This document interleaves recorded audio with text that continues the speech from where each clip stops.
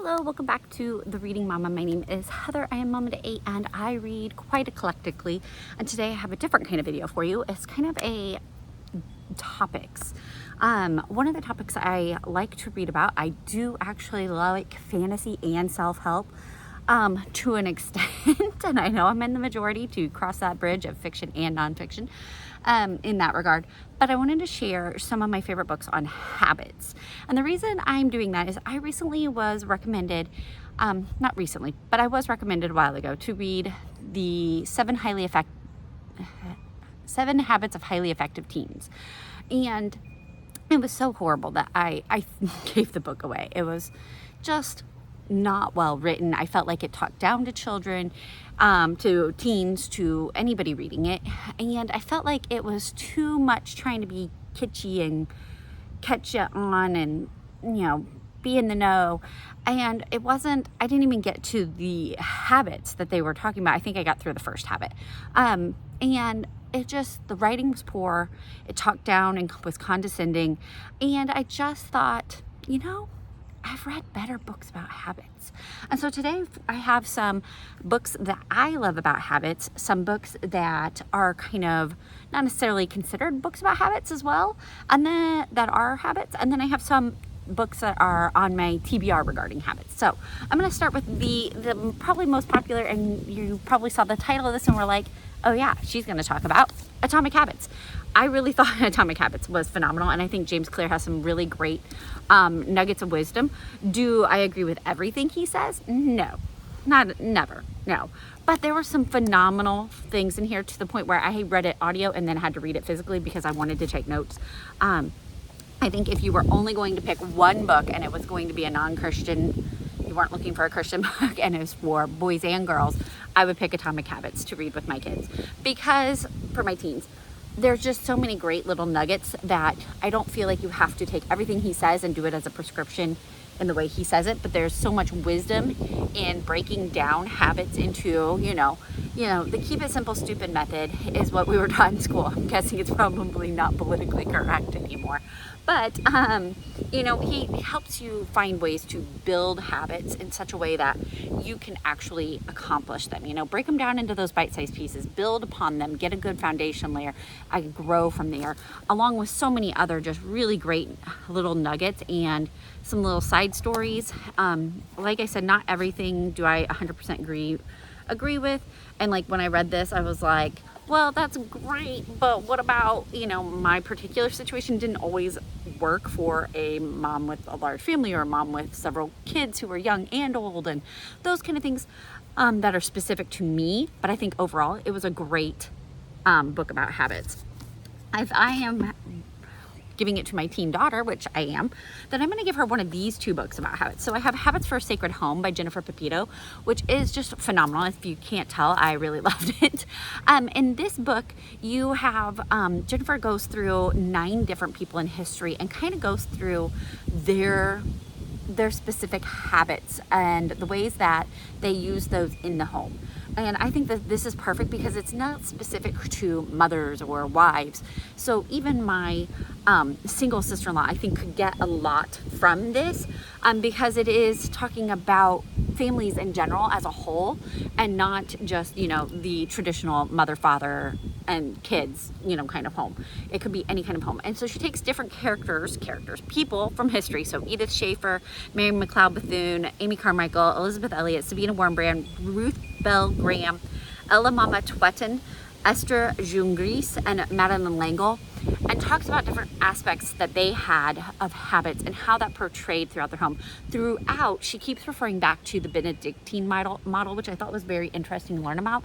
Not necessarily, again, something that I'm going to follow prescriptively, but I feel like it was a very good encouragement for those who will be homemakers, because even if you're not married and even if you don't have children, you still will eventually be homemakers. Hopefully you will have a home. And so I thought this was wonderful. Another more practical Habits would be just Habits of the Home, Simplified Organization by Misty Winkler. Again, you can see I really loved it. This was very practical of things to do. I do feel like this is more geared towards motherhood in general, but I do think anybody could pick it up and read it. There are a lot of just really good practical things in here that bring it back to a spiritual resignation. And so you can kind of see a spiritual side to, why am I doing these things? And that the order of things is really something that is how we give glory to God, is by organizing our life, not by having a specific system. And Misty's very good about saying, it's not the system, it's not a color code, it's not a specific item. It's having your mind and your heart tuned to what the Lord has laid before you and being a good steward of that. I really liked, there's something that she says right at the beginning. What was it? Instead, being organized is being prepared and ready for whatever comes from God's fatherly hand. I really liked that. And then also, let's see here. Oh, there's a catchphrase in here that she uses, and I can't remember it off the top of my head, but I do feel like this would be a great one. I think boys can get from it too, but it is written towards mothers, and so it is a little more feminine in that regard. And so those are some habit books that I think are great that specifically talk about habits. I have two more, and these are a little more niche. Oh, it's really one. So it is The Formation of Character by Charlotte Mason. If you don't know, I have another channel where I talk about homemaking and things like that, but I talk a lot about Charlotte Mason because, not that I've idolized her, but I have found so much wisdom in her 6-volume set, and I utilize it in my homeschool with success. I have just seen so much wonderfulness. This particular book, which we have also purchased the Simply Charlotte Mason version, which has it broken down into 2 smaller books because it's 2 books, focuses a lot on habits in a story format as you pretend that your psyche is a fairy tale kingdom, and she goes through the different components of that in a way that helps you learn how you need to discipline yourself. And so you have things like hunger, thirst, relentlessness, rest, chastity, 5 senses, and how you can best utilize those towards glorifying God in your everyday habits and things like that. And she talks more about habits, whereas these are like the practical habits of your home. Oh dear. And James Clear is talking about your habits of just life in general. She is talking about more of your internal habits. So you're going to touch on those things like gluttony and lazy and lust and all these different things. And she does it in such a great way that is wonderful for opening and talking to your kids. And the Simply Charlotte Mason version, I love my Living Book Press version for me as a mom to write in, but these are perfect for kids because they have like little notes on the side. So it'll explain, like if she uses a terminology that's from, she was writing in the early 1900s. So if there's something you might not know, it's over there. It'll have like little thought-provoking questions for narration, and it'll break down your readings too. If you're somebody who struggles to know where to stop, it does that as well. And so those are the ones, if I had to pick only a few, like if I was gonna pick any one of these would be a better habits book than the one I read, started to read. And so I highly would recommend any of these. Pick one and you will already set your child up for success. But I have more. Okay, I have the Tech Wise Family. Now, again, this is not necessarily a habits book by Andy Crouch, but it is because he talks to you about how you're using technology in your home and putting it in its proper places. The subtitle says, but I feel like this is something that maybe all of our teens should be reading, or maybe college level, because while it is written towards parents, I think that, and there may be a spinoff, who knows anymore, there's always a spinoff, but I feel like our kids need to know the effect that our technology is having on us and be able to consider it and think, how am I spending my time? What is my habit of technology? What habits am I developing? And when I first wake up, am I grabbing my phone? Am I first wake up and I turning on the computer and checking my email? What are these things? And think about it. And if you are like me and your kids don't have a lot of screens in their life, because you've been intentional about that, then having them read something like this might get them to start thinking about it before those screens become a dominant status in their life. Other habit books that are not really habit books would be Having a Merry Heart in a Martha World. Mary and Martha gets a bad rap over and over throughout the Bible. And I think that this kind of devotional story, which has gone around for years, I don't even know when it was published, it's old, okay? But I feel like this touches on enough concepts of habits of what you do in your home and how you perceive your service, because having a heart of service and a heart towards the Lord is a habit you develop. You either are growing closer to the Lord, or you are pulling away from the Lord, or you are sitting stagnant, and those are developed through your habits every day. And I feel like this book touches enough on how to deal with that in a spiritual way that you can really figure out how to better engage with the Lord through your everyday tasks. Along those same lines, choosing gratitude. Gratitude is a habit. If you have not read anything from Nancy Lee DeMoss, now Wolgamuth, I highly recommend her books. All of them have been wonderful hits. You can listen to her devotionals and her, what is it she does? She has like a podcast, radio channel? I don't know.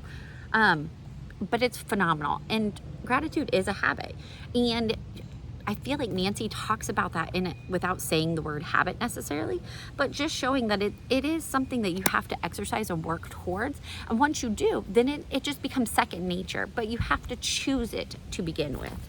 Another one would be Women in the World by Jen Wilkin. I feel like this is helping you as a woman to get in the habit of being in the Bible. I have been kind of slack in that recently, and so I have been making myself work towards that as a habit, because when it's second nature, it's second nature. But when you fall off the wagon for a long period of time, it is hard to build that habit back up. And so Women of the World is a wonderful way to talk about how you can read your Bible, read it effectively, and to make it a habit in your life. Another one that is more geared towards women, as most of these are, because I'm a woman and a mother with 7 daughters, so what do you expect? But Holy Huga by Jamie Erickson. I love everything Jamie Erickson writes. But this is written towards mothers and women. But I feel like women who are not mothers can also benefit a lot from this, because she's talking about creating a place for people to gather and the gospel to grow. And throughout this, she is talking about what life is like when you are maybe not outgoing, maybe you're introverted, or maybe you're in a new place, or you're struggling, and how you can develop a habit of building relationships and connections even when that is not your forte. And it really is, again, a habit thing that you do. Is you can get in a habit of loneliness where you don't reach out to anyone and you just kind of focus on yourself, whereas we need to be in a habit of connecting and being with one another. I feel like 2020 taught that to many people more than we realize, that we need people, we need interconnections. And as somebody who is an introvert and actually does struggle with loneliness and balancing all that, to me it was very encouraging to think about how I can build a habit of welcoming people to my home, how I can build a habit of finding that contentedness and peace even when I am lonely, or when I am in a place where I can't be with people, and how I can build a habit of creating connection. And so those are some of my habit books here. So, and they all are Christian. I'm a Christian woman. This is what you get with me. I have 2 more books that are on my TBR. They have been for a while. I probably need to really pick them up. But I have Discipline, The Glad Surrender by Elizabeth Elliot. I really don't know what it's about, but I'm assuming it is also about habit, because it's talking about the discipline that you may not have in body, mind, place, time, possessions, work, and feelings. And so she's calling it discipline. To me, that is also a habit. You have to be disciplined enough to develop these skills, and then they become second nature. And of course, the most popular right now for homemaking people are Habits of the Household, Practicing the Story of God in Everyday Family Rhythms by Justin Whitmell Early. And again, I don't really know all the specifics of it. I do know, though, that I started reading it, made it about quarter way through, and was like, I need to turn this off. I need to have eyeballs on the words. And then I just didn't pick it up again. But, oh my, it's got some bright colors inside it. But, see, I need to pick it up. But you're getting a lot of helpful tips for habits of your household. And let me give you the nuts and bolts here, if I can find the page. So you're going to talk about waking, meal times, discipline, screen time, family devotions, marriage, work, play, conversation, bedtime.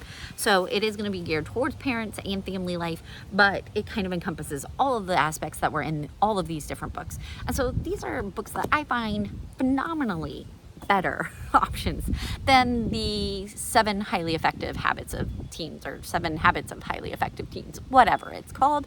Don't read that one. Read any one of these other books. I highly recommend them. There are so many great choices for habits. If you have a habit book that you really love, that you feel like that is foundational, it's been encouraging, and actually has been a decent, worthwhile read. Maybe you didn't take all of it, but there were some nuggets of really good truth in there that helped you develop better habits and ways in your life. Drop it below, because we would love to know. And I feel like this is a area where people get kind of, I've got to check it off and do it. And that's really not the case. It's a matter of inundating yourself in certain habits, and it is consistency. So when you fall off the wagon, you just try again the next day, rather than say, oh, I'll start again on Monday, or I'll start next month because I failed this month. And it goes through those consistencies. And this is something I've battled with for all of my life. But as a parent and a parent of a large family, I see how critical good habits are, and I can only hope and pray that setting foundational habits with my kids will help them later on in life. And so I want my teens to do that, and so I have set aside some time for my teens to read at least some of these. My kids always read, all my teens read Charlotte Mason, because that's just our family. And then I haven't decided they will read portions or all of these ones, and I want them to read all of them.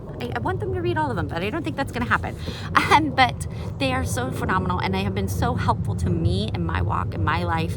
And so if you have a book that you feel like this is so helpful for teenagers, I think that they should read this before they graduate, drop it below. If you have a great book about habits that you think a kid or mother or anybody should read that will help them develop better habits and live a more productive and happier life, drop that below. And thank you so much for watching. I know this was a little different from my other videos, and I thank you for sticking around with me. Have a blessed day.